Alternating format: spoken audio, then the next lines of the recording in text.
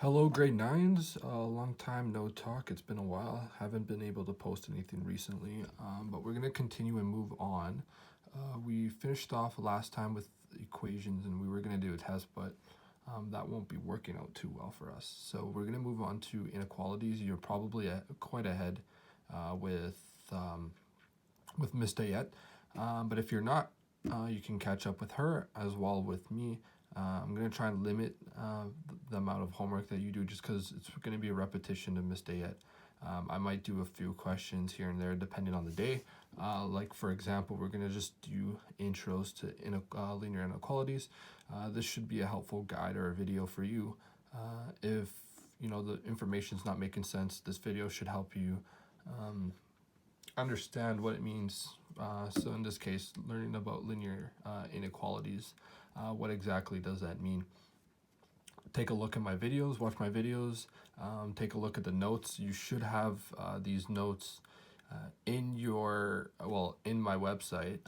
Please make sure you download that and follow along as I'm explaining and teaching through on a daily basis. And we'll talk to you soon. All right, so as I said before, we're going to begin with Introduction to Linear Equations. It's only a couple pages, so this video is going to be a lot shorter than usual. Then the next part, we're going to talk about graphing. So let's talk a little bit about what linear equations means. Again, we're going to be talking a lot about greater and equal sign and less than signs. So let's take a look. So the first part, you should be following along. Again, you should have these notes on the website, so make sure you download them beforehand, just so you have them as I'm going through as well, so you're following along. First part it asks is just basically what are inequalities.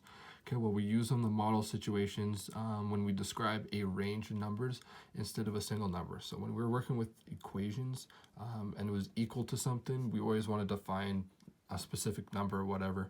But with inequalities, it could be multiple numbers in some sort of range, depending on the question, of course. So we use particular symbols here, and I'm going to zoom in here just so you guys see. The first one, it says when one quantity is greater or equal to another quantity. Remember, with greater and less signs, you can think about it like Pac-Man. So Pac-Man's always going to eat the bigger numbers. So Pac-Man is facing this way. So imagine a number here is greater to, and then we have also equals. Okay, so equals just simply means whatever the number is the first number, right? Whatever number that is, it's the first number it's equal to that number, and then anything else would be greater than. Okay, that's what we talk about in the range. The next part, one quantity is greater than the other quantity, so in this case it's greater or less than. That's simple as that. So we only have Pac-Man there. And then one quantity is less than or equal to, same thing. So in this case, Pac-Man is facing the other way, so the greater number in this case is on this side, so we represent it as less than or equal to with the line on the below there. And then the last part is one quantity is less than or equal to the other quantity. Well, then in this case, Pac-Man is facing the other way. So let's go through a few examples on the next slide. Okay, so you'll notice with these examples is they actually give you the answer. So do the question still, practice the question when you're reading through, and then see if you arrive at the same answer as this. Notice that when I do it, you don't actually see the answer. I give you the question, but this time the notes actually have the answers with them. So we have here a little parking meter here, and it's basically telling you that you can park there for a maximum of 30 minutes between the hours of 9 a.m. and 6 p.m. on Mondays and Fridays. So what it's asking here is which inequality describes the time t for which a car could be legally parked. So again, we're using t as a variable, so t represents time for which a car could be. All right, so again, t represents time. So what this symbol is saying is that it has to be less than or equal to 30. That's what it represents here, as opposed to here where time should be greater than 30. That's not the case with the parking sign. It has to be less than 30. So we already knocked down two of these examples, so it's only these two, and you can park there for exactly 30 minutes and not be penalized. So in this case, less than time or equal to, okay, in this case, 30. Next example, example 2. Okay, it says define a variable and write the inequality for each situation. So again, similar stuff. You're looking at A, B, C, C, and D. So let's go through the explanations one by one. All right, so let's go through example 2. We have 4 examples here that I mentioned before. The first one, A, speed limit. Okay, so the 2 things that we need to always make sure we do is, one, have a variable for everything that we represent, and then of course knowing whether we're using a greater or less than sign. So in this case, let's represent speed limit with S, say speed. Okay, so future drivers out there, once you start driving or practicing your driving, you're gonna have to know your speed limits and be aware of your speed limits depending on the area you're in. In this case, the limit that you can go to, I'm assuming this is Canadian, is 55 kilometers per hour. So in this case, you can't go over that speed limits. Okay, so our speed in this way has to be represented as less than 55 or equal to 55. So you can go 55 kilometers per hour without being pulled over, but anything over that you can't do. So we have S here, okay, has to be less than 55 or equal to. So we have less than here, the sign for less than, or equal to on the side here. Okay. Part B might be hard to read from there, but your height restriction, you must be at least 102 centimeters to go on this ride. So what it's telling you there is you got to be taller than 102 centimeters. So let's represent height as H. Okay, that means that, are we using our greater or less than sign? We're going to say greater. So H has to be greater than 102 or equal to in this case. The next part now is C. It says store at temperature below 4 degrees Celsius.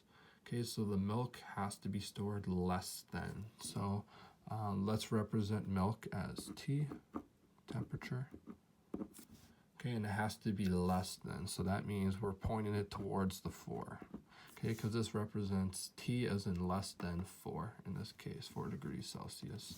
And the last one, D, it says, let me see if I can read that, 14A rating. So you've seen in movies 14A ratings. It means that you have to be that age in order to watch a movie or equal to that age. So in this case, this movie that you're watching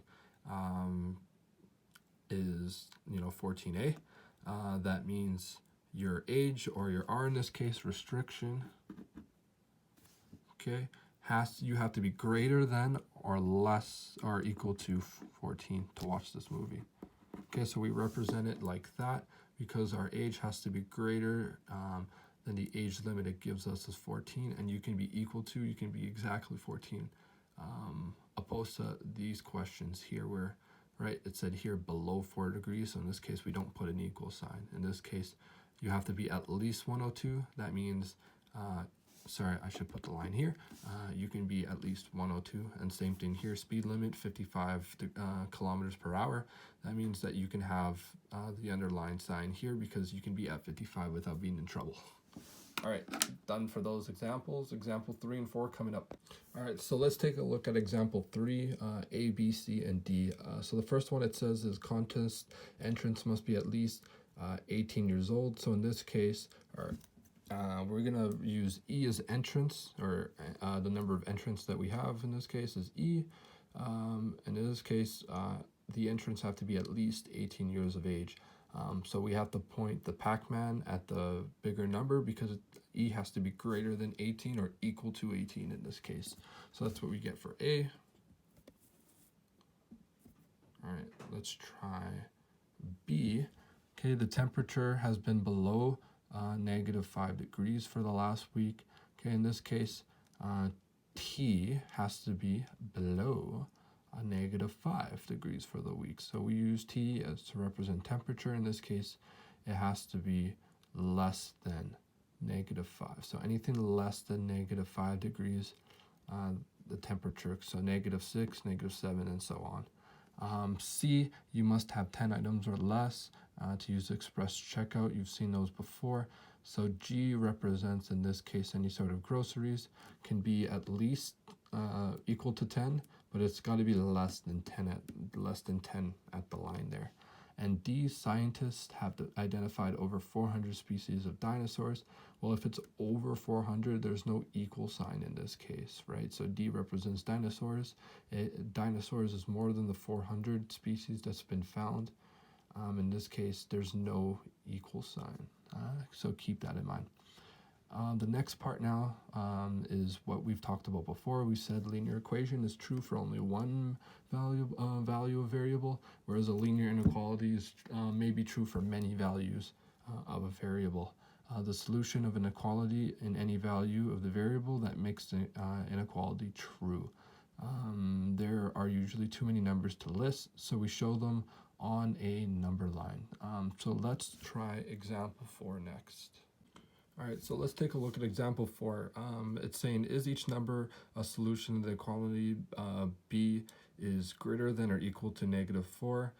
Justify the answers. So you're looking at all these options and does it fit in? Before we get to the methods, I mean, you should be able to do this instinctually.